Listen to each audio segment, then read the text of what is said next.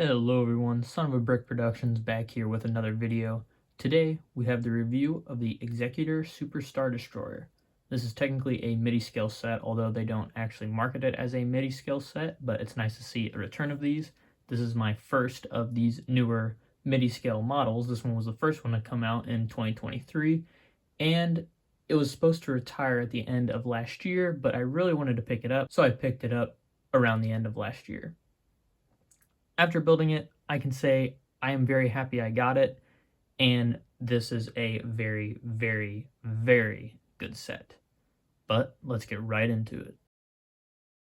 Starting out, you can just see the absolute length of this set, and when I was building it, I could tell right away that it was going to be a lot bigger than what I originally thought it was going to be. As you can see here, my hand in comparison to it, it's about, say, almost 4 of my hand widths from left to right across. It is a very, very long set and is about the same width as my hand at the widest part too. Comes with 2 mini Star Destroyers, which is really cool to see on it, and the gribbling on it you can see is very, very good. The gribbling was pretty fun to make, but to be honest, my favorite part was making these side panels because it just was so cool when they went on, and they just went on perfectly, and it just looks super, super good. You can see towards the back here the engines and how they did that. They actually used some BB-8 heads, which are these bigger ones, and they use other like inverse cone pieces too, basically to make the engine parts. Now there isn't any way you can actually open up the model and get inside, even though they do have little Easter eggs that is right here, kind of. There's some little studs, if you could see those little studs down in there. Those are supposed to be like the bounty hunters in episode 5 when Vader basically brought all the bounty hunters on a ship to talk about finding Luke, I think. I haven't seen the movies in a while, but yeah, it's really cool that they put in little details like that. As for the instruction manual, it is a pretty normal instruction manual. Of course, since it's a specialty set, it is technically an 18 plus. It's a MIDI scale, but it's an 18 plus set. So of course they have to have the explanation kind of what the Executor actually is, and also kind of a background of the set. But this is pretty cool. It just talks about how it was made by the Kuwait Drive Yards, which is the same place that the Venator was made, I'm pretty sure. The Republic Venator, I'm pretty sure. But so yeah, they're a normal, pretty normal location to hear about when you hear about Star Wars vehicles being made. Here you can see the back of it too. The dark side is in the details. That is very true, and there are a lot of details on this set. But as for the rest of it, it is pretty normal when it comes to building the model. They use some interesting techniques that I haven't really seen before. And real quick, I just wanted to show, if I can find it, so here is the little Easter egg that they put in. As you can see, they have you make these little stud people, and they have you put them on there. That one right there is Bosk. There's Dengar. Boba Fett is that one. I'm pretty sure that one's IG-88. And then one of those is Zuckuss, and then the other one is I think that one's Zuckuss, that one's Forlom, or that one's Forlom, that one's IG-88, something like that. That one right there then is supposed to be Vader. This one you make over here and put first is Vader standing on the bridge, and that is really cool. It's kind of like how they do it with the Death Star. But yeah, pretty normal instruction manual, nothing too crazy about it besides that information they give you in the front, which is cool to see. But yeah, pretty nice, pretty normal. Being a 40th anniversary Revenge of the Jedi set, of course they give you a printed brick for it, which is really nice to see. This brick is very, very cool to get. I actually already had one because of the Death Star that I got, but it's always nice to get another one. You can see the plaque here too is also very, very nice. It's printed, so no stickers, which is really nice to see. Executor, Lego Star Wars, pretty cool. Pretty cool. The stand it's on too is pretty well made. I just wish so badly that they would have given us a minifigure so we could have just put one on here, like on either side. I think that would have been super, super cool. And maybe a long time down in the future, they'll actually start releasing minifigures with these sets, but I guess we'll have to see for sure. Now with this stand thing, I actually wanted to make a modification, and I kind of just wanted to show it because this is what I was kind of messing with after I was done building the set. But I think what would be cool is if you just take these 2 grill pieces, you set them on here, so you can still keep them as part of the set. And then that way you have a place for your 40th anniversary brick. Just kind of in the shadow, but you can see that. And then another place for a minifigure, which I'm saying, look how cool that would have been if you would have been able to actually get a minifigure with the set. Of course, the lighting is bad, so there's a shadow. But if you were sitting this on a shelf where it had natural sunlight and everything was shown properly, it would look pretty cool. So here I just have a Darth Vader, but you can even put a Bosk if you wanted to. Of course, because I'm working on stop motion for it right now, you could put a Dengar on it if you wanted to. Your favorite bounty hunter, you could put a Stormtrooper on it. You could really put whatever you wanted on it, and I think it looks really good no matter what you do. And I just really wish they maybe in the future would consider giving us a minifigure. Will that ever happen? Probably not, but it would still be very, very cool. I think the IG-88 looks really, really nice here too, and that's better so then they don't storm in the little buckets with all the minifigures so then his limbs break off, because that's what usually happens with my battle droids. But yeah, I think I really like how that looks, so I'm probably just going to keep it like that.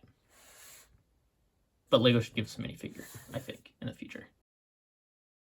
So now here you can see the little mini Star Destroyers they give you. They actually give you 2 of these, which is really cool to see, and they give you this clear bar, so that way you can just hook it up wherever you want to on the model. This one right here is hooked up towards the front, so this one right here can be hooked up towards the back just by placing it underneath it, kind of like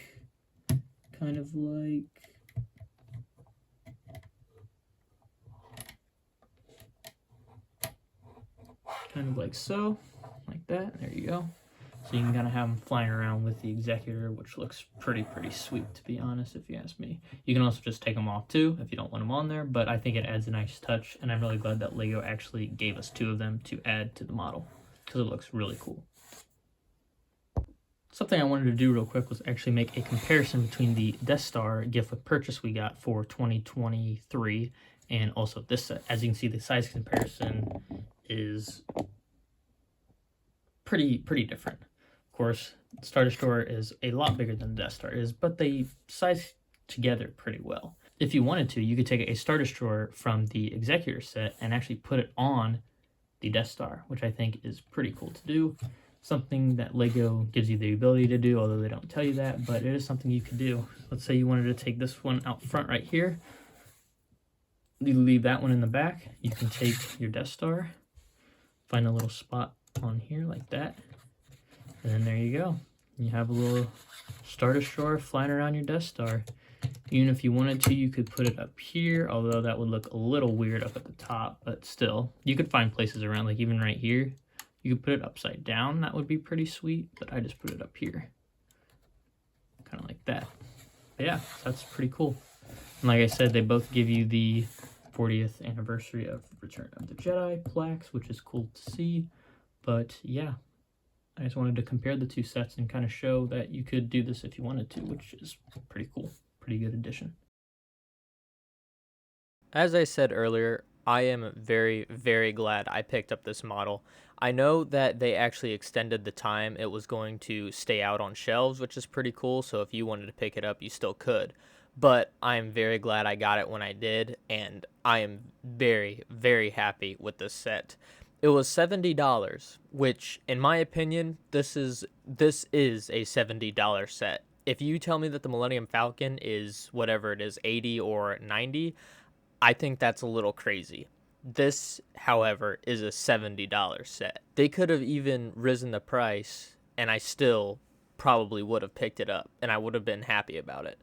But I highly recommend this set. This is a 10 out of 10. There's no minifigures that come with it, but I can't even...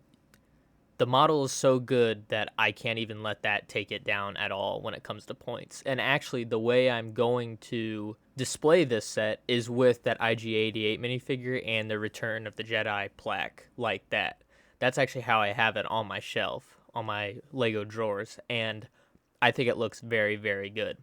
They gave us 2 little Star Destroyers to go with it, which they did not have to do. The model itself is super detailed, and it is just huge. It is huge, and it's a eye catcher. That's for sure. It is definitely an eye catcher. So this is easily a 10 out of 10, and to be honest, this kind of makes me want to get all of the newer midi scale ships, because I think when it comes to like collection sets in Lego Star Wars, so like the helmets or microfighters or those planet sets from way long ago, I never was interested in them because, I mean, if you wanted to collect them all, that's a lot of money. Those are a lot of products. In this case, still a lot of money, but you actually feel like you're getting something for the money. You're getting a model, a nice looking, well sized model in Lego, which is pretty cool. So after getting this set, I'm thinking maybe looking into collecting all of the midi scale Star Wars sets. Because if Lego continues that down the line, imagine what ships we'd get. And if they come out with really cool ones, and I wish I had the whole collection, then I probably would have wished I would have got them all now, since they're actually all out now. So I'm already planning on getting the Invisible Hand and the Acclimator. So I'd have to get the Tantive and the Millennium Falcon, which is okay. I'm not super interested in those two, but they still would be pretty cool.